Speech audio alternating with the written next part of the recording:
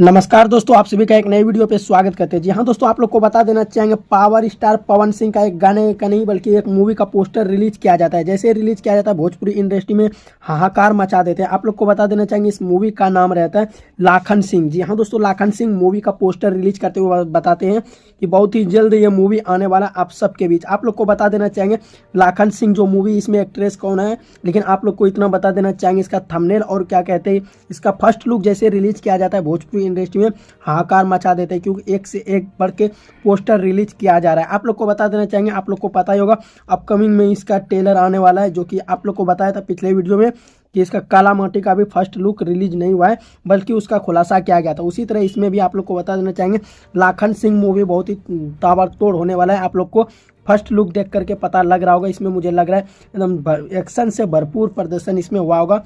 क्या कहते हैं पावर स्टार पवन सिंह का, जिस मूवी का नाम है लाखन सिंह। आप लोग को बता दें जे भी फिल्म प्रोडक्शन से इसको बैनर तले फर्स्ट लुक इसका रिलीज किया गया है, जिस मूवी का नाम होने वाला है लाखन सिंह।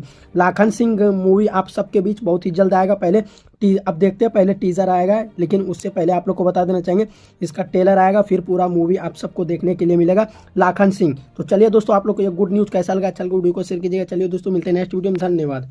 चलो।